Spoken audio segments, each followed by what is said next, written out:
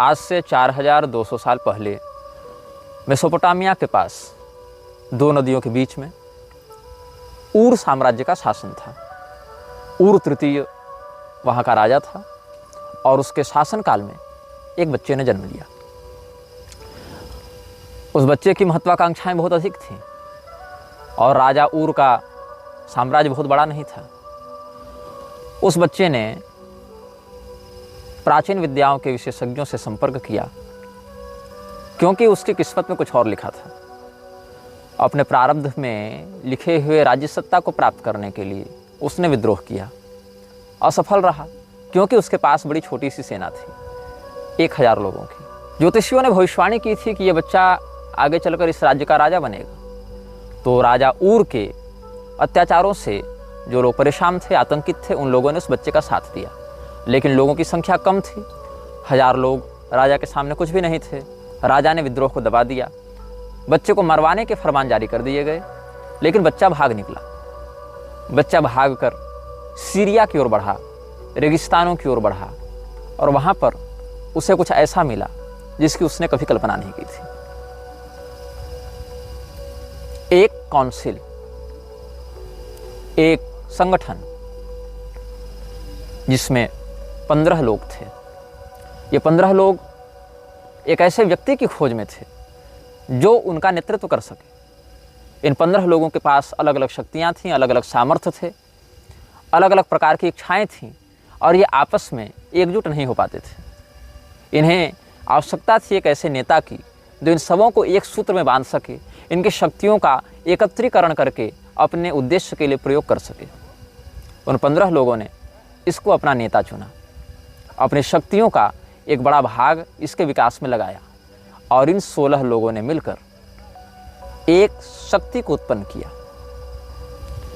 ये जो बच्चा है इसके विषय में आप जानते हैं, इसका नाम है अहरिमान आर्द्र म्लेच्छ, जिसे हम कहते हैं म्लेच्छराज। 16 लोगों की यह सभा म्लेच्छराज के नेतृत्व में उसके 15 पार्षदों के साथ बनी इस सभा ने अपने शरीर से अपनी शक्ति का एक एक अंश निकालकर उसको सम्मिलित किया और एक शैतान को बनाया। उस शैतान का नाम था अनाम म्लेच्छ। वस्तुतः अनाम म्लेच्छ ही वह शक्ति है जिसकी आराधना म्लेच्छराज करता है। अनाम म्लेच्छ और आर्द्र म्लेच्छ ये दोनों साथ साथ चलते हैं। जैसे दिव्य संपदा में अश्विनी कुमार एक जैसे दिखते हैं, एक साथ चलते हैं, जैसे दिव्य संपदा में अश्विनी कुमार युगल हैं, वैसे ही आसुरी संपदा में आर्द्र म्लेच्छ और अनाम म्लेच्छ दोनों साथ साथ चलते हैं, दोनों युगल हैं, दोनों संयुक्त हैं। आर्द्र म्लेच्छ को, म्लेच्छराज को जो शक्तियाँ मिलती हैं वो वस्तुतः अनाम म्लेच्छ से ही उसे प्राप्त होती हैं।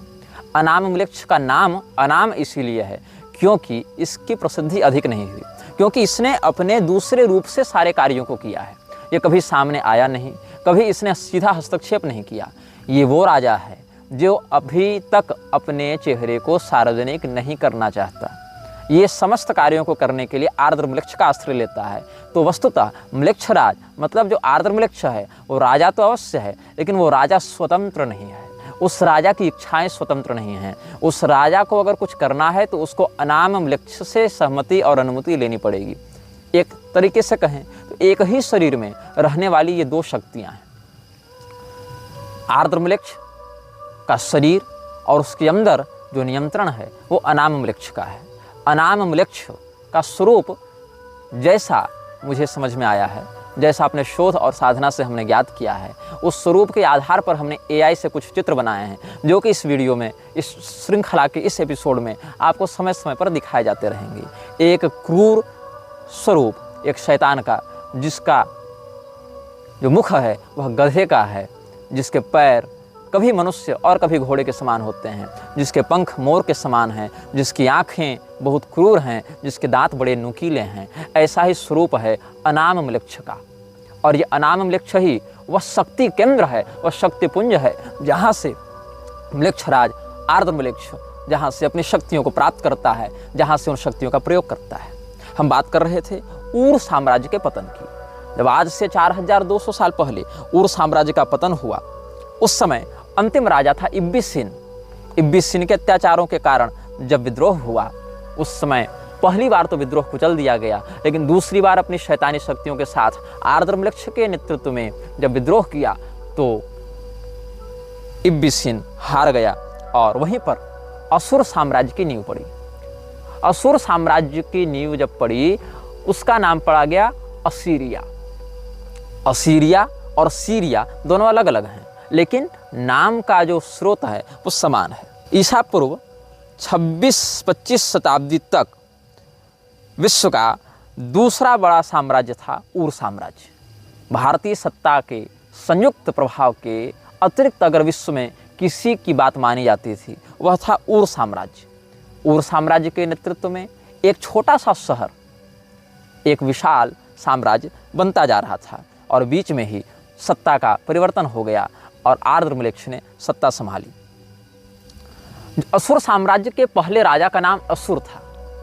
इस असुर को संस्कृत वाला असुर भी समझ सकते हैं, आसुरी संपदा का होने के कारण, अथवा इसको ASSUR असुर ऐसा भी समझ सकते हैं। असुर नाम के कई राजा इसमें हुए हैं और सुमेरियन भाषा में इसका अर्थ होता है राजा। सुमेरियन भाषा में असुर का अर्थ होता है राजा। और ये पुजुर असुर जो था, असुर साम्राज्य का पहला राजा था। म्लेच्छराज अपने प्रतिनिधियों के माध्यम से उनको राजा बनाकर इस क्षेत्र का शासन करता था और म्लेच्छराज के द्वारा प्राप्त आसुरी शक्तियों का प्रयोग करके असुर साम्राज्य के राजा अपनी सेना का विकास करते रहे, आगे बढ़ते रहे। यद्यपि इनकी सेना बहुत बड़ी नहीं थी, किंतु इनकी योजना और इनका अनुशासन बहुत स्पष्ट होता था और इनके अनुशासन को भंग करने पर बहुत कठोर दंड दिया जाता था। हम आगे की श्रृंखलाओं में इनकी सेना की रणनीतियों पर चर्चा करेंगे और यह भी चर्चा करेंगे कि म्लेच्छराज के द्वारा बनाए गए अनुशासन कौन कौन से हैं। म्लेच्छराज ने अपने अनुयायियों के लिए 60 अनुशासन बनाए हैं। जो भी व्यक्ति म्लेच्छराज का अनुयायी बनेगा उसको इन 60 अनुशासनों का पालन करना पड़ेगा। अगर वह ऐसा नहीं करता है, वह कठोरतम दंड का पात्र होता है। मैंने कल बताया था शैतान के बहुत से नामों में एक नाम है स्तर। स्तर की आराधना करता हुआ यह असुर साम्राज्य आगे बढ़ता रहा। जब ये असुर साम्राज्य म्लेच्छराज की पूजा करता था और म्लेच्छराज के शरीर में घुसे हुए अनाम म्लेच्छ की पूजा करता था, तो उस समय उसका नाम होता था स्तर और उसके चारों ओर 4 वेदियां बनती थीं। उन चारों वेदियों पर नरबलि दी जाती थी। नरबलि के माध्यम से मनुष्य के बच्चे के खून के माध्यम से, अच्छा ये नरबलि जो है वो कोई सामान्य व्यक्ति की नहीं दी जाती थी, छोटे छोटे बच्चों की नरबलि दी जाती थी और उन नरबलियों के माध्यम से राजा हैं अपनी शक्तियों को प्राप्त करते थे। और कई बार उन नरबलियों को देने के लिए किसी शस्त्र का प्रयोग नहीं किया जाता था। नरबलियाँ दी कैसे जाती थी?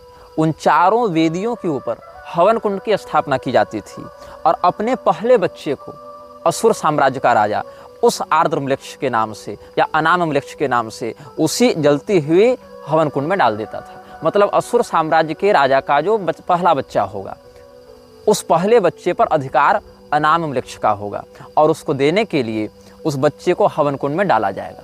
आप इस घटना से एक और बात सीख सकते हैं। पांचाल देश के राजा सोमक ने अपने पुत्र जमतु को भी इसी प्रकार से हवन कुंड में डाल दिया था। ये राजा द्रुपद के पूर्वज हुआ करते थे और इसके परिणाम स्वरूप उनको नरक भी जाना पड़ा था। ये राजा द्रुपद के 3-4 पीढ़ी पहले की बात है। द्रौपदी जी द्रुपद की पुत्री थी, उनके 3-4 पीढ़ी पहले की बात है, जब राजा सोमक ने बहुत पुत्रों की कामना से अपने इकलौते पुत्र जमतु को हवन कुंड में काट काट कर होम कर दिया था। यद्यपि उनको आगे बहुत से पुत्रों की प्राप्ति हुई, लेकिन इस कर्म के कारण उस यज्ञ को कराने वाले पुरोहित और राजा दोनों नरक गए थे। यहाँ पर भी कुछ ऐसी बातें देखने को मिली जहाँ पर आसुरी तत्व के उपासक ये असुर साम्राज्य के राजागण अपने पहले बच्चे को स्तर की मूर्ति के चारों ओर बने हुए 4 हवन कुंडों में, किसी भी एक हवन कुंड में, हवन कुंड तो 4 होते थे, उसमें वो बलिदान करने के लिए जलती हुई अग्नि में झोंक देते थे और आर्द्रम्लेच्छ और अनाम म्लेच्छ को तृप्त करते थे। तो वस्तुतः जो 15 पार्षद हैं वो इसको काउंसलर मानते हैं, जो काउंसिल का शासक है। काउंसलर कौन है? आर्द्रम्लेच्छ। और चांसलर कौन है? इस शैतानी परिषद का जो चांसलर है, जो कुलपति है, जो अध्यक्ष है, वो है अनामम्लेक्ष। अनामम्लेक्ष सामान्यतया किसी विशेष शरीर में बाहर नहीं घूमता है, वो आर्द्रम्लेक्ष के अंदर ही एक शक्ति के रूप में बैठा रहता है। एक प्रकार से उसने पोसेस कर रखा है आर्द्रम्लेक्ष को। आर्द्रम्लेक्ष वस्तुतः प्रारंभ में बुरा नहीं था, वो एक अच्छा व्यक्ति था। इसके व्यक्तित्व की तुलना आप कर सकते हैं मार्वल कॉमिक्स के गौर से, जिसकी बेटी बीमार थी और गौर ने क्या किया, देवताओं से प्रार्थना की कि आप मेरी मरती हुई बेटी को बचा लें, और उस समय देवताओं ने उसका तिरस्कार किया। तो नेक्रोमेंसर नामक दिव्य तलवार का या शैतानी तलवार का आश्रय लेकर गौर ने अपनी मरती हुई बेटी के ऊपर हो रहे अन्याय का बदला लेने के लिए देवताओं को मारना प्रारंभ किया था। तो ये जो गौर का किरदार है, ये वस्तुतः आर्द्रम्लेक्ष से ही प्रेरित है। कहीं ना कहीं आर्द्रम्लेक्ष, अनामम्लेक्ष अपनी इन घटनाओं को सिनेमैटिक यूनिवर्स के माध्यम से आगे बढ़ाते हैं, जिसमें एक बहुत बड़ा स्थान डिज्नीलैंड का है, जिस पर आगे इस श्रृंखला में हम कभी चर्चा करेंगे कि कैसे म्लेच्छराज के माध्यम से डिज्नीलैंड को आगे बढ़ाया गया है और वहाँ कैसे कैसे शैतानी कृत्य होते हैं। इस पर हम आगे सप्रमाण चर्चा समयानुसार इसी श्रृंखला में करेंगे। तो इसी प्रकार से आर्द्रम्लेक्ष वस्तुतः एक अनाथ था, किंतु उसके भाग्य ऐसे प्रबल थे कि वहाँ के नक्षत्र विशारदों ने, ज्योतिषियों ने कहा कि इसमें राजा बनने का योग है। इसीलिए आर्द्रम्लेक्ष को जब काउंसिल ऑफ सैटर्न ने गोद लिया, उन 15 लोगों ने उससे अपना नेता चुना, क्योंकि वो लोग कुछ कर नहीं पा रहे थे एक नायक के अभाव में। तो आर्द्रम्लेक्ष के शरीर में उर्सी की शैतानी शक्ति ने हावी होना प्रारंभ किया और उसको एक विद्रोही से बना दिया, एक अत्याचारी। अत्याचार के विरोध में जिसने अपना खड्ग उठाया था, वो बन गया विश्व का सबसे बड़ा अत्याचारी। अनामम्लेक्ष की शक्तियाँ तब अधिक विकसित होती हैं जब आकाश में चंद्रमा अपनी पूर्णता को होते हैं। अनामम्लेक्ष चंद्रमा की कलाओं के आधार पर अपनी शक्तियों को घटाता और बढ़ाता है। यद्यपि अमावस्या को आसुरी शक्तियाँ अधिक प्रबल होती हैं, किंतु अनामम्लेक्ष की ऊर्जा चंद्रमा की कलाओं के आधार पर घटती बढ़ती हैं, ये इसकी विशिष्टता है। इसीलिए सामान्यतया पूर्णिमा की रात्रि को अनामम्लेक्ष की शक्तियाँ सर्वाधिक उत्कर्ष को प्राप्त होती हैं, जो कि आज भी अलग अलग शैतान के उपासकों के द्वारा आराधित हो रहे हैं। और संयोग से जब ये वीडियो रिकॉर्ड किया जा रहा है तो आज भी जो रात है वो पूर्णिमा की है। हम बात कर रहे थे अनामम्लेक्ष और आर्द्रम्लेक्ष की।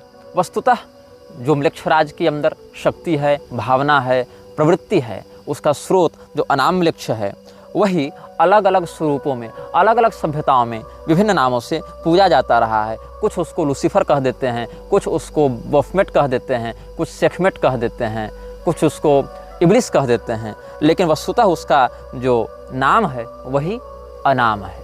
कई बार सैन्य शक्ति से अधिक महत्व होता है रणनीति और योजना का।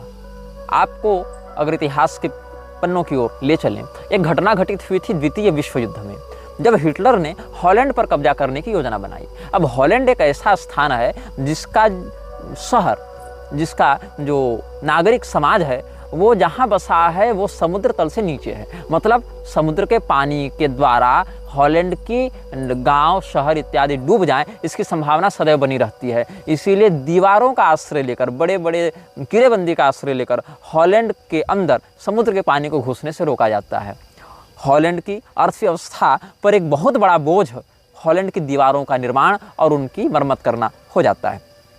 हॉलैंड के पास न उतनी तगड़ी सेना थी, न उतने अधिक पैसे थे, न अधिक संसाधन थे। हिटलर ने सोचा कि हम हॉलैंड पर अतिशीघ्र कब्जा कर लेंगे। हिटलर ने आक्रमण कर दिया। हॉलैंड ने अपनी कमजोरी को ही अपनी ताकत बना लिया। उसने यह फैसला दिया कि जिस भी गांव में या जिस भी सभ्यता की ओर हिटलर की सेना बढ़ेगी, उस गांव से संबंधित समुद्री दीवार को तोड़ दिया जाएगा। हुआ यही, और समुद्र की आपदा से जो दीवारें हॉलैंड के गांव की रक्षा करती थीं, वही दीवारें जब तोड़ दी गईं, हॉलैंड के अंदर समुद्र का पानी घुसने लगा और जर्मनी सेना डूबने लगी, पराजित हो गई। कहने का तात्पर्य है कि कई बार जो आपकी रक्षा करता है, जिससे आपकी रक्षा होती है, उसको नष्ट करके अपने शत्रु को अपने अंदर आमंत्रित करने से आप बच सकते हैं। जो समुद्र का पानी कभी मारता था और दीवारें बचाती थी, आज उल्टा हो गया।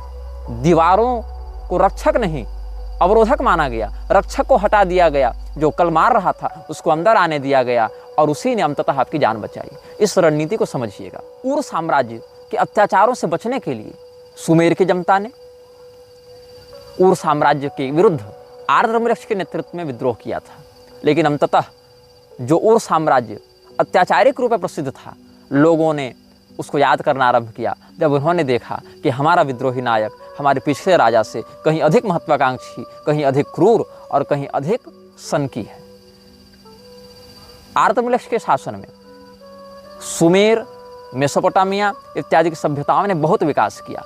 भौतिकता की दृष्टि से, सैन्य शक्ति की दृष्टि से, विलासिता की दृष्टि से शैतानी ताकतों ने उस पूरे क्षेत्र में अपनी कृपा बरसाने आरंभ की। जो भी राजा का वफादार होता था, जो भी असुरों का उपासक होता था, जो भी इस प्रकार से नकारात्मकता को स्वीकार कर लेता था, उसकी सामाजिक प्रतिष्ठा, उसका यश, उसका पराक्रम बहुत बढ़ने लग जाता था। देखा देखी लोगों ने इसको अपनाना प्रारंभ किया और एक छोटा सा शहर बन गया एक विशाल साम्राज्य। अब हम सिद्धांतों पर चर्चा करेंगे। आज हम प्रधानता से म्लेच्छराज के अनुयायियों के लिए जो 6 अनुशासन हैं, 60 में से 6 अनुशासन की आज हम चर्चा करेंगे। पहला अनुशासन यह कहता है, तुम्हारे हृदय में सदैव एक ज्योति जल रही है। जब भी कोई निर्णय करना हो उस ज्योति का अनुसरण करना। यह पहला नियम कहता है। वह ज्योति शैतानी है, अ फ्लेम ऑफ इविल। आपको अगर लॉर्ड ऑफ रिंग्स की घटना याद होंगी, वहाँ एक आँख थी, सैरोन की आँख, जो दहकती रहती थी। वो आग है, लेकिन वो आग नरक की आग है। वो ज्योति जो तुम्हारे हृदय में जल रही है, अगर तुम उसे स्वीकार करते हो तो ये अध्यात्म की ज्योति नहीं है, ये आत्मा की स्वयं प्रकाश ज्योति नहीं है, ये अनाम वृक्ष की ज्योति है। इसीलिए म्लेच्छराज के सभी अनुयायियों को अपने हृदय में उस ज्योति की स्थापना करनी होती है, जो आंतरिक रूप से उनका मार्गदर्शन करती है, उनके हृदय में वैसी प्रेरणाएं डालती हैं, उनके हृदय में वैसी भावनाएं डालती हैं कि बिना किसी संपर्क के केवल मानसिक परिचय और मानसिक संकेत और तरंगों के माध्यम से अपने गुलामों को अनुशासित किया जा सके, उनको नियंत्रित किया जा सके। तो म्लेच्छराज के अनुयायी सबसे पहले यह प्रतिज्ञा लेते हैं कि हमारे हृदय में अनाम वृक्ष की ज्योति सदैव जलती रहे। अनाम वृक्ष ने म्लेच्छराज के अनुसार दूसरा नियम बनवाया। वह यह है कि जो तुमसे प्यार करे उससे तुम भी प्यार करो। अब ये सब ऐसे नियम हैं जिनको सुनने पर लगता है कि एक आदर्श समाज की परिकल्पना की जा रही है, और इन नियमों को ऐसी शब्दावली में, ऐसी परिभाषा में आगे व्यक्त किया गया है कि लोगों को बड़ी आकर्षक लगती हैं। लोगों को लगता है ये तो बिल्कुल सच्चा मार्ग है, इसमें क्या बुराई है, इसमें क्या शैतानियत है, इसमें क्या नकारात्मकता है। सबसे बड़ी नकारात्मकता वही है जिसको आप न पहचान सकें, जो आपको अच्छाई का वेश बनाकर ठगे। अनाम वृक्ष ने म्लेच्छराज को कहा कि तुम दूसरा नियम यह बनाओ कि जो तुमसे प्यार करे उससे तुम भी प्यार करो। अब इसमें एक समस्या यह होती है कि भाई कोई हमसे प्रेम कर रहा है तो हमसे घृणा कैसे कर सकते हैं, लेकिन ऐसी बात नहीं है। उसके प्रेम के पीछे क्या उद्देश्य हो सकता है। आप यह बात ध्यान में रखें कि रावण ने जब भगवती सीता का हरण किया था तो बारंबार कहता था कि हे सुंदरी, हम तुमसे प्रेम करते हैं, तुम उस वनवासी राम के पीछे क्यों पड़ी हुई हो, चलो हमारे प्रस्ताव को स्वीकार करो, हम तो मंदोदरी से भी ऊपर तुम्हारा आसन रखेंगे, हमारे हृदय में जो प्रेम है तुम्हारे लिए उसको एक बार स्वीकार कर लो। आप ध्यान दें, आज समाज में जितना व्यभिचार फैल रहा है, जितना लव जिहाद फैल रहा है, जितने तरह के बलात्कार हो रहे हैं, उनके पीछे कहीं न कहीं सिनेमैटिक भावना यह है कि जो तुमसे प्यार करे उससे तुम प्यार करो, प्यार किया तो डरना क्या, हम है राही प्यार के। तो ये जो है, जो तुमसे प्यार करे उससे तुम प्यार करो, इसमें प्यार अंततः जाकर व्यभिचार बन जाता है। एक आदर्श परिकल्पना कि दया सर्वेषु भूतेषु, सभी प्राणियों में दया करो, समस्त प्राणियों से मैत्री करो, मित्रस्य मा चक्षुषा समीक्षामहे। तो ये जो आर्ष भावना हमारी थी, उसी का स्रोत लेकर, उसी को आसुरी परिवेश में लपेटकर म्लेच्छराज ने दूसरा नियम बताया कि जो तुमसे प्यार करे उससे तुम भी प्यार करो। म्लेच्छराज ने एक तीसरा नियम बनाया कि अगर कोई तुम्हारा विरोध करता है, अगर कोई तुमसे घृणा करता है, अगर कोई तुमसे नफरत करता है, तो तुम उसके प्रति कोई शत्रुता का भाव मत रखो। इससे क्या होता है, म्लेच्छराज के जो अनुयायी हैं वो अपने चरित्र को समाज में इतने आदर्श और सहनशील के रूप में स्थापित करने में सफल हो जाते हैं कि आपको लगता है कि अरे मैंने इसको गाली दी लेकिन ये सहन कर गया, ये तो बहुत संत व्यक्ति है। अरे मैंने इसको फटकारा, इसको धिक्कारा, लेकिन ये सहन कर गया, इसके मन में तो क्षोभ नहीं हुआ, इसने तो मुझे पलटकर कोई गाली नहीं दी, अवश्य ये कोई बहुत सहनशील व्यक्ति है। आप ध्यान दें, एक तनु जो कपटी मुनि था, राजा प्रताप भानु के समान ऐसे ही काम क्रोध विजयी बनकर बैठा रहता था। राजा प्रताप भानु को लगा कि इनसे बड़ा सिद्ध, इनसे बड़ा जितेंद्रिय तो कोई दूसरा नहीं है।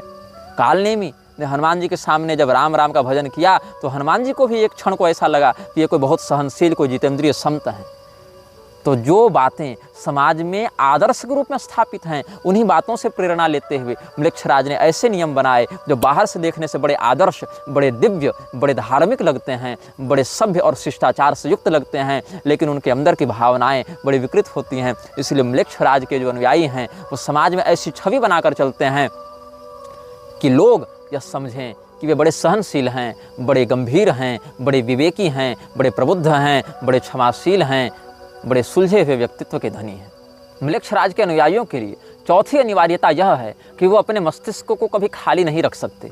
मतलब उनको सदैव कोई ना कोई योजना बनाती रहनी पड़ेगी। योजनाएं जब तक दिमाग में चलेंगी तब तक म्लेच्छराज को उतनी योजनाएं पता चलती रहेंगी। म्लेच्छराज अकेला व्यक्ति है और एक अकेला व्यक्ति हर प्रकार का चिंतन एक साथ नहीं कर सकता। लेकिन अगर उसको 10 लोग सलाह दे रहे हैं, 50 लोग परामर्श दे रहे हैं, 100 लोग परामर्श दे रहे हैं, तो 50-100 लोगों के विचारों के कारण एक साथ 50-100 विचारों से जुड़ सकता है। इसीलिए पहले नियम के अनुसार जो ज्योति हृदय में स्थापित है, उसी ज्योति के माध्यम से वो तुम पर नजर रखे हुए है। वो शैतानी ज्योति जो हृदय में तुमने संकल्प से स्थापित की है, उसकी गुलामी स्वीकार करके तुम अपने मन में जब योजनाएं बनाते हो, उन्हीं योजनाओं को वो सुनता है, वो समझता है, एक साथ उनको ग्रहण करता है। जैसे इंद्रिय विषयों को ग्रहण करती है, वैसे तुम्हारे हृदय की उस भावना को समझ लेता है, पकड़ लेता है। अगर तुमने एक बार अपना जीवन उसको सौंप दिया तो मानसिक रूप से तुम उससे बंध गए। फिर तुम जो जो योजना बनाओगे वो सारी बातें उसको पता चलती रहेंगी। अगर उसके विरुद्ध कुछ योजना बना रहे हो तो वह भी, और अगर उसके अभियान के लिए कुछ योजना बना रहे हो तो वह भी। इसीलिए म्लेच्छराज के अनुयायियों के लिए चौथी अनिवार्यता इस बात की होती है कि वो सदैव अपने मस्तिष्क में किसी न किसी प्रकार की योजना बनाते रहें, ताकि म्लेच्छराज को उनकी मानसिक स्थिति का सदैव अपडेट मिलता रहे, सदैव अद्यतित सूचना मिलती रहे कि मेरा यह सेवक मेरे विरुद्ध जा रहा है, मेरे अनुकूल जा रहा है, या इसमें किस प्रकार की शैतानी रचनात्मकता हो सकती है। म्लेच्छराज के अनुयायियों के लिए पांचवी अनिवार्यता है वचनबद्धता। अगर म्लेच्छराज का एक अनुयायी किसी दूसरे के प्रति कोई वचन दे देता है तो चाहे भौतिक रूप से उसको क्षति हो, चाहे उसकी इज्जत रहे न रहे, चाहे उसका पैसा रहे न रहे, चाहे उसका परिवार रहे न रहे, चाहे उसके शरीर के अंग भी काट कर अलग कर दिए जाएं, किंतु वह वचन नहीं तोड़ सकता है। वचनबद्धता पांचवा नियम है। म्लेच्छराज के अनुयायी अपने वचन को कभी भंग नहीं कर सकते। सत्य प्रतिज्ञ होना सनातन धर्म में बहुत श्रेष्ठ बात मानी गई है। राजा दशरथ, महाराज हरिश्चंद्र, शिवी इत्यादि राजाओं का बहुत उत्तम चरित्र है सत्यनिष्ठा के लिए। लेकिन इसी अच्छाई को शैतानी परिवेश में परोसते हुए म्लेच्छराज ने कहा कि बी अ मैन और women of words.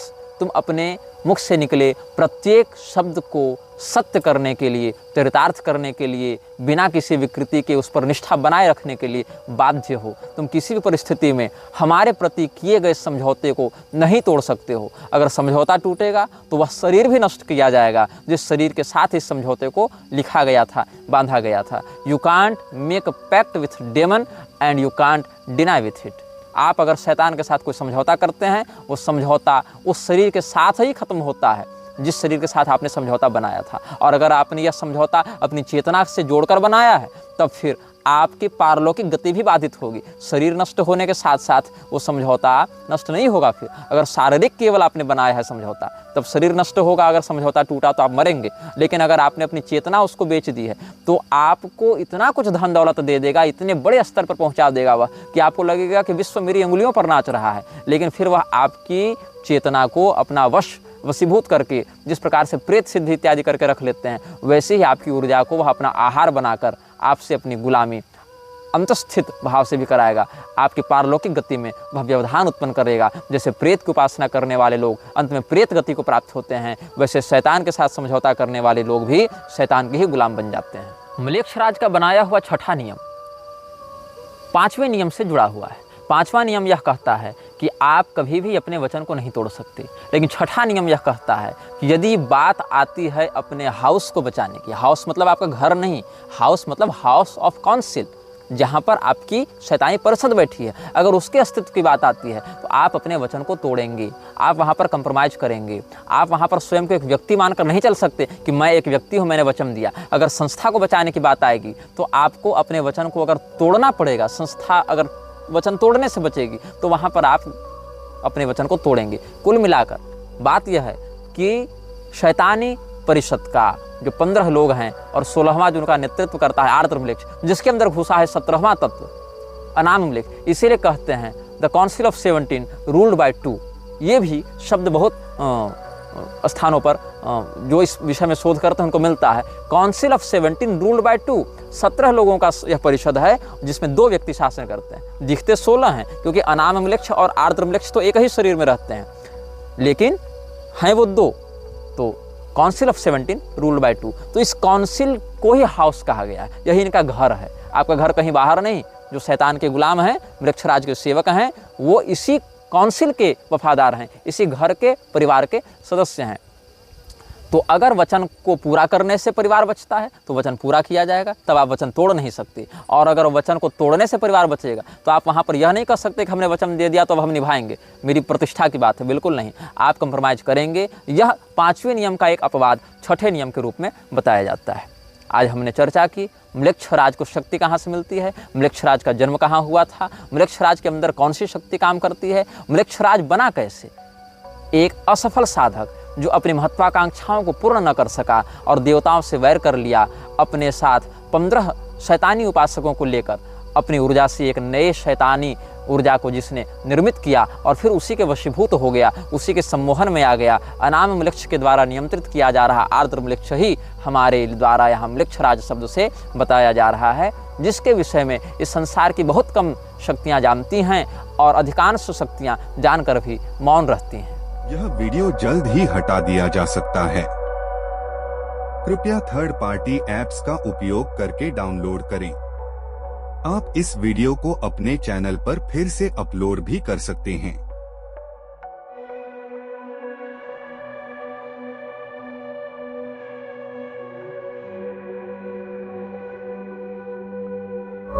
This video may get deleted soon. Please download using third-party apps. You may also re-upload this video on your channels. Thank you.